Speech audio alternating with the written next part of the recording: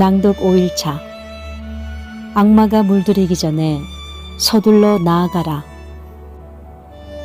선생시교 제자시칙 온공자허 소수시극 견선종지 문의즉복 온유효제 무교지력 지무허사 행필정직 유고유상 필취유덕.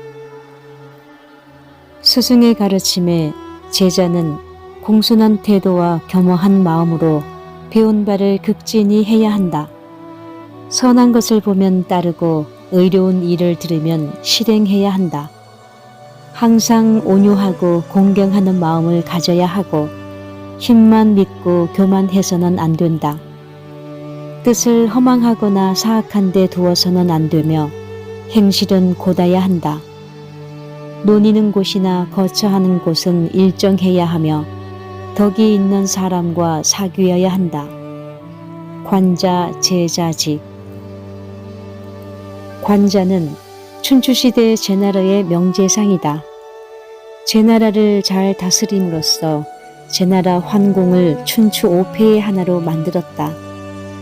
관자는 부국 강병을 위한 관자 즉 관중의 정책과 지혜를 담아 쓴 책이다.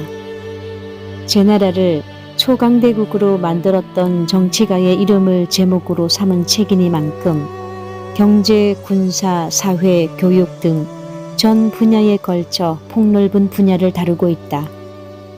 특히 관자는 나라를 운영하는 데 있어서 인재의 중요성을 깊이 자각하고 교육에 관한 실질적인 내용도 많이 다뤘다. 잘 알려진 1년의 계획은 곡식을 심는 것만 한 것이 없고 10년의 계획은 나무를 심는 것만 한 것이 없으며 일생의 계획은 사람을 심는 것보다 더한 것이 없다.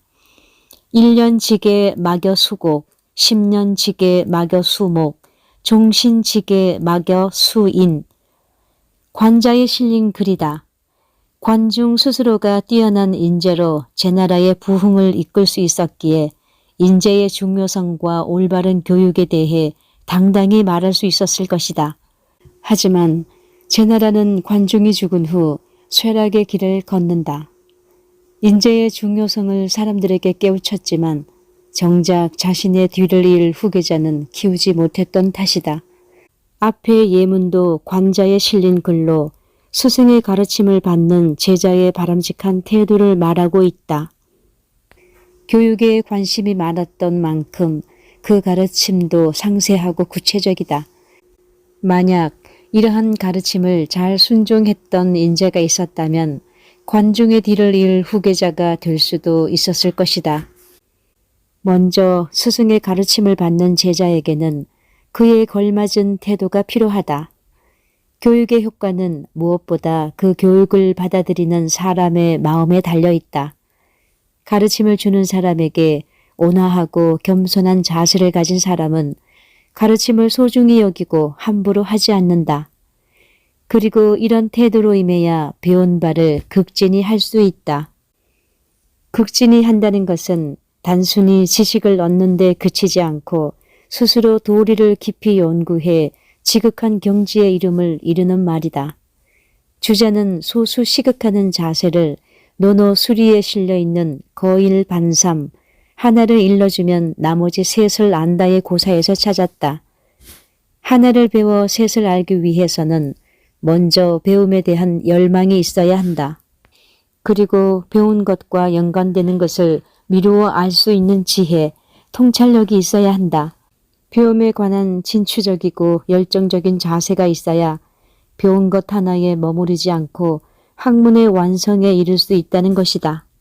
그 다음 배움은 도덕성의 근본인 효도와 공경의 기반을 두고 있어야 한다. 진정한 배움이란 근본을 지키고 익혀나가는 것이다. 옳고 그름을 알기 위해 지식을 쌓아나가는 것도 중요하고 반드시 필요하다. 하지만 도덕성의 근본이 없는 지식은 해악을 끼칠 수도 있다. 오직 효율과 합리만을 가장 가치 있는 덕목으로 여겨 모든 일을 숫자로 재단하려 하거나 뜻을 허망하고 사악한 데 두어서 주위에 해악을 끼치는 사람이 될 수도 있다. 산밭에서는 쑥도 곧게 자란다. 다사는 뜻을 허망하거나 사악한 데 두지 말라 지무허사에서 사를 늘 서와 통한다고 보았다. 뜻을 바르게 세워야 하고 뜻을 세웠다면 머뭇거리지 말고 용감하게 나아가야 한다는 의미다. 사람들은 누구나 올바른 뜻에 따라 행하고 싶어 한다. 그럼에도 막상 선뜻 나서지 못하는 까닭은 그 일의 이해타산을 따지기 때문이다. 하고자 하는 일이 옳음을 알지만 닥칠지도 모를 불이익을 생각하거나 잠깐 뜻을 굽혔을 때 주어지는 이익에 눈을 빼앗기면 망설일 수밖에 없다. 그때 필요한 것이 바로 단호한 결단이다. 바른 일이라는 확신과 불의에 굽힐 수 없다는 결단이 있으면 흔들리지 않고 단호하게 나아갈 수 있다. 느리게 하지 말라는 조언에는 바로 이러한 사람의 심리를 깨뜨린 다산의 통찰이 담겨 있다. 밖에서 논이는 곳이나 거처하는 곳은 일정해야 하며 반드시 덕이 있는 사람과 사귀도록 해야 한다는 환경의 영향을 받는 사람의 한계를 지적한 말이다. 바로 근묵자흑, 근주자적의 성어가 말하는 바와 같다.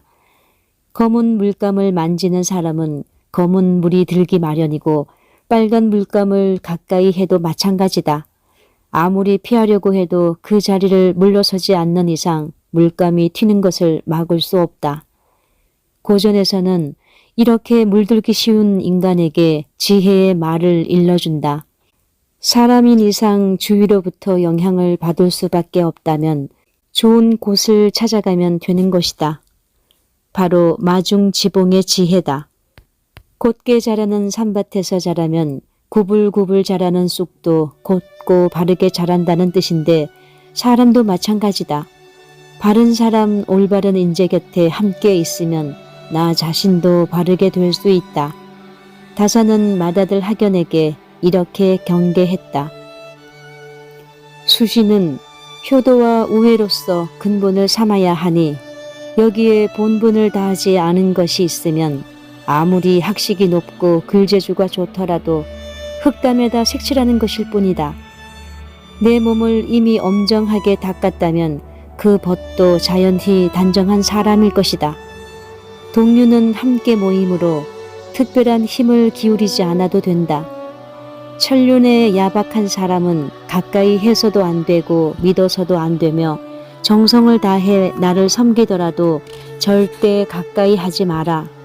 끝내 은혜를 배반하고 의리를 망각하니 아침에는 따뜻하게 대하다가도 저녁에는 냉정해지기 때문이다. 다산이 자신의 삶을 돌아보며 얻었던 깨우침이다. 억울한 누명을 쓰고 믿었던 사람에게 배신을 당했기에 더욱 절실했을 것이다. 친구를 사귀는 기준은 능력도 학식도 아닌 인간의 도리에 본분을 다하느냐에 있다. 따라서 인륜에 어긋나는 사람은 설사 나에게 아무리 잘해도 피해야 한다. 하지만 이때 가장 먼저 해야 할 일이 있다. 유유상종이라는 말이 있듯이 굳이 힘쓰지 않아도 비슷한 사람끼리 자연히 모인다. 먼저 나 자신을 근본 위에 바르게 세워야 한다. 내가 바른 뜻 위에 굳게 서면 바른 뜻을 가진 사람이 함께한다. 공부란 모자람에 물들지 않는 분별을 익히는 것이 아니다. 물들고 싶은 사람이 되도록 스스로를 닦는 노력이다.